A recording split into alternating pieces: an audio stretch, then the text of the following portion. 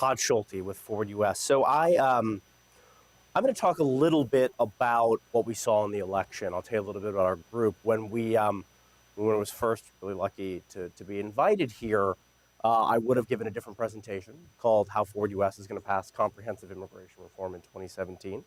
I don't think my presentation is all that different. I think the things that we are fighting for are the same policies that we needed to fight for a month ago, and will be the same policies we'll need to fight for in a new administration. Our organization is about 3.5 years old. We were started by leaders in the business and technology community, including people in this room here. And we really have three principles on immigration. The first is we should fix our outdated legal immigration system, which you've heard so much about. We really have this 50-year-old legal immigration system from the middle of the 1960s. The last time it's been updated on the high-skilled side was in 1990, 4 years before the World Wide Web has been invented.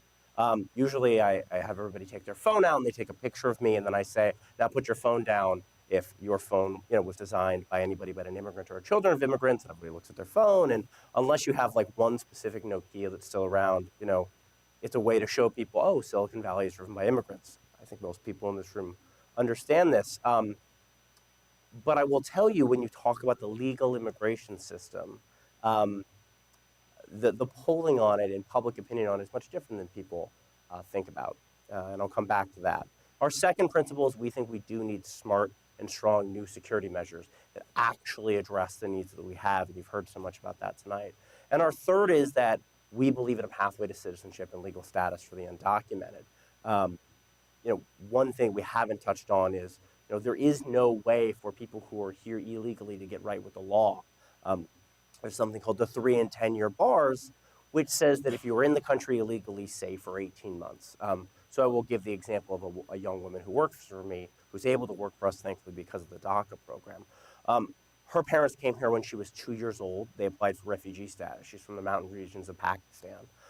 She's now like a hipster in Austin, Texas, to give you an idea about the amazing opportunities we provide in this country. Her family came here. They got a bad lawyer. The lawyer said, just wait, we're going to figure stuff out. The lawyer ran off with their $7,000. And they'd been in the country for 18 months. And so they had 2 kids. They had a third kid in that time. And the law was pretty clear. They could leave the United States, okay? They could go back to Pakistan. This was in the late 1980s. They could go back to Pakistan. They could leave their U.S. citizen child behind with a relative. And they could hope that in 10 years, when they're allowed to reapply, they might be able to make it back. The other way I think about this is, if that were me in this situation, I have a 15-month-old, her name is Sylvia. She's really cute. I'll show you photos afterwards. And if something happened and I fell out of status, and about half the people who are here illegally came on a legal visa and fell out of status, the law would say that I would have to go back to some country that I was from, and I could reapply, and I'd maybe have a 50-50 shot, if I were lucky, at making it back for her high school graduation. There should be a way that we give people who've been in this country, who are contributing, who are driving up wages, who are paying taxes, the ability to earn legal status. That's not the conversation we really heard that much in the presidential campaign. And I think on one side you heard in Secretary Clinton, you heard someone who laid out a vision for what's called comprehensive immigration reform. She really focused on a pathway to citizenship. She talked a lot about this being the right thing to do for those immigrants. She used terms like, let's use bridges, not walls. And on the other side, you saw in Donald Trump, our president-elect, someone who laid out a really enforcement vision. Someone who said, I want to build a wall. Someone who talked about how his goal was to drive out, either forcibly or at other times kind of forcibly and through some other strategies, 11 million people from the United States. And you saw a variety of other things that came up. You also saw, at times, attacks on the legal immigration system, which is a pretty new thing, actually. And Doris hit on this. These attacks on the legal immigration system. So, how did this play out, right? Because there were lots of issues in the campaign, although this is one. The first thing I will say is this. Donald Trump won a Republican primary by getting, at first, 28%, then 35%, and then 38, 39% in the later primaries of the Republican vote. He absolutely grabbed onto something and was totally Teflon with a third of the Republican Party because of his immigration positioning. And that's really important to understand here. When we talk about why we haven't been able to make progress here, the traditional political obstacles that we've seen on immigration reform have been around legal status for the undocumented. And that opposition is incredibly strongly rooted within, right now, the base of the Republican Party. Now, how does that translate to politicians as they think about their own campaigns? Because I'm a campaign person, I think about politics. The first is you've historically seen Democrats who are scared to be out front on this issue because they don't want to be attacked for being for amnesty. Then you've had concerns from the labor movement, who's kind of taken a protectionist view on things like trade, but also labor as well. Really kind of a zero-sum mindset of tighter labor markets, not a growth mindset like Giovanni talked about. But really, kind of the modern opposition to immigration reform is being driven by out of kind of one corner of the Republican Party. And this was something that Trump grabbed onto, and he understood intuitively. Like, this is why he chanted, build a wall. Now, the wall and border security are really popular within a Republican primary electorate. And border security is really popular within the general electorate. That's really important. But there's a really big distinction there between doing security on the border, and whether it's physical security or technology, and the sorts of massive interior removals that we've seen, whether you call that mass deportation, whether you call that attrition through enforcement or self-deportation, but this idea that the goal of the United States should be to drive as many people out of the country as possible. And to kind of put that into context for you, right now, if you ask the question, Fox News asks this question, Pew asks this question, we ask this question, would you rather provide a legal pathway to the undocumented, or would you rather deport as many people as possible? It's always between 75 and 80% of the American public supports a legal pathway. That's the overall public, though. And when you draw that down into the Republican Party, it becomes about a third. So that's a really great number, right? 2/3 of the Republican Party supports us. Higher with Democrats, higher with independents. Then you go into a Republican primary electorate and it gets a little bit smaller, it's about 35%. And then you go into the question of, well, if you're winning a 17-way and then a 10-way and then a 3-way field, what we really saw was interesting, which is that core of voters in the primary, of Donald Trump supporters, 65% of them supported mass deportation, this idea that we should push out people from the country, that we should try to deport 11 million people.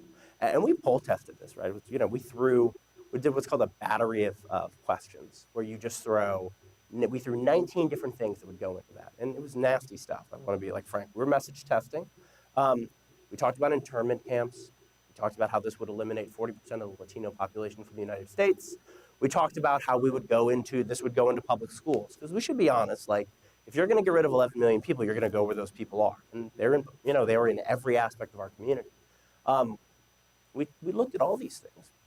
And, what we saw was of that kind of 20% of America, we threw 19 negative things about this ethic. And we retested afterwards. And it was 19% of America afterwards.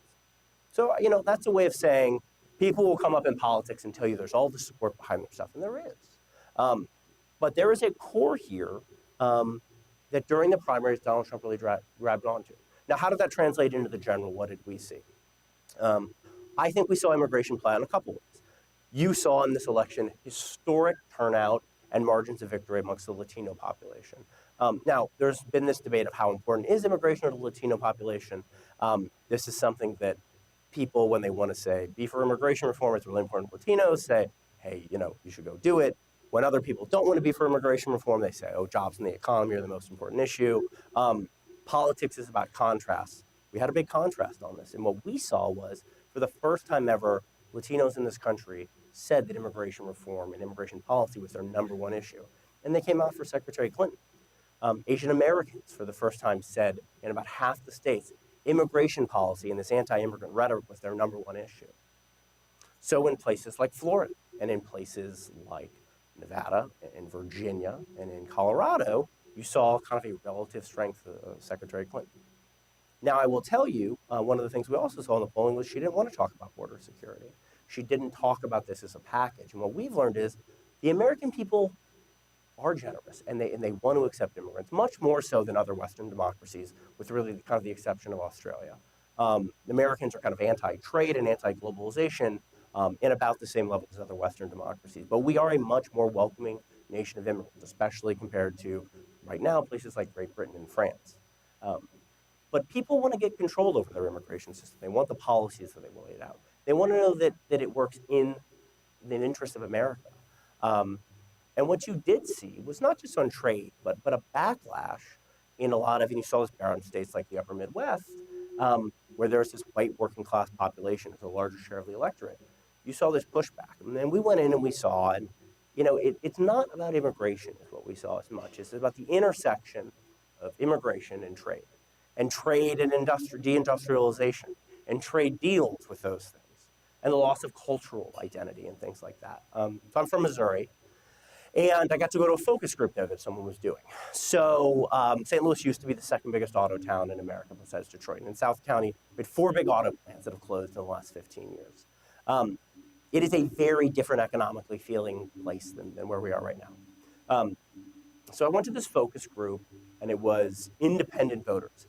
Half of them had voted for Obama, half of them had voted for either McCain or Romney at different points. So these, swing voters. And this guy got asked about immigration and, went off on this thing. Started talking about how, in the last 15 years, all he'd seen was everybody coming was from Mexico. And they were coming in, and he said 3 things. He said people are coming in from Mexico, and they're working for cheap, and they're taking jobs away. They're clogging up the public schools and taking welfare benefits. And then all the jobs are being shipped back to Mexico. So the moderator said, wait, hold on a second. I want to dive in there for a second here. You understand that, the person who's coming here, because he said he worked in landscape. The guy who comes here who works in a yard is not the person who is shipping the auto plant back to Mexico. And the answer was, it's all the same thing. And that's, I think, what we see as somebody who's trying to get policymakers to cut through and actually come to good policy is rhetoric and feeling and emotion is ultimately the problem that we face here. And these huge forces that we see of globalization, of a sense of cultural identity that's changing for people who feel left behind by it in terms of relative change. That's what we saw bear out here. And ultimately, you saw Donald Trump present thematically really strongly on these things, even though when you broke down every single aspect of immigration policy in the United States, Hillary Clinton had a huge lead. I mean, a 50-point lead in a bunch of places. So what comes next?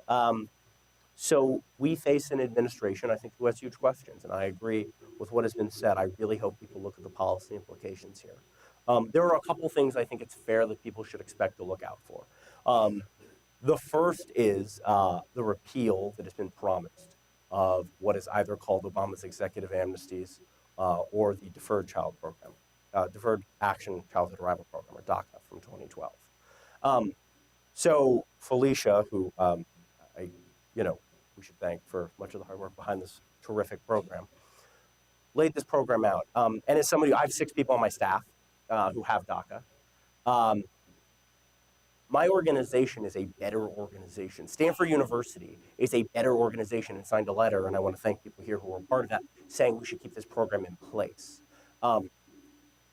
There are 700,000 people, young people in the United States, who are able to work and pay taxes and contribute and do the things that everyone here would want their kids to do and has told their kids to do because of this program. And there's a promise that it will go away. So what does that mean? In the absence of legislation, if that program goes away, it could be torn up in a day. That's 700,000 people who will be told that they have to be fired from their jobs. And it's 700,000 people who would be subject to deportation. We are working very hard to keep that program in place and provide a permanent legislative solution so that doesn't happen here. But there are hard times ahead, and people are scared. I think that's important to be very frank about that. We, as an advocacy organization, are preparing incredibly hard for everything we can do to fight for those people. But at the same time, we're also providing legal resources, and we're having to have some really hard conversations with staff, and they're having hard conversations with their families. I don't know, on the second point, what's going to happen with the wall. I think it is fair to say there will be significant physical obstacles put at the border. I don't think we're going to see a 2,000-mile wall, whether it's a big wall and fencing and things there. But I do think you're going to see a focus on this enforcement only thing. I think it's an open question what sorts of interior removals you're going to see. These large-scale deportations that are incredibly unpopular with the American public and that we've never seen before in the era of cell phones and social media. I think that's a real open question. And if you look at people on the Republican side like Paul Ryan and Reince Priebus who are supportive of this framework that includes legal status, I think they can be a real bulwark against that. When you look at some of the other people who are going into the administration, not just in the White House, but people like the new nominated Attorney General Jeff Sessions, they have been kind of the long and leading proponents of this sort of enforcement strategy designed to drive as many people out of the country as possible. The third thing, and I know this is important to our organization and so many people in the room, is I think for the first time we're likely to see potentially an administration that is really going out and taking potential large-scale cuts to legal immigration channels. The thing about immigration policy that Felicia mentioned is you need Congress to do a lot of these good things, to change the caps on these programs, to get rid of country caps on green cards. There's a lot of existing executive authority. There's been some partisan controversy over how much that can be over the last couple of years. But there's a lot of executive authority to constrict legal immigration channels through the executive. And so when you hear things like there's going to be wide-scale investigations into the H-1B program, we have seen from a lot of the groups in opposition to us, people calling on ending for what's called the optional practical training program. This is going to be a huge, huge, huge thing for universities, not just like Stanford, but across the country. A country that since World War II has seen huge GDP benefits from being a magnet for the best and the brightest.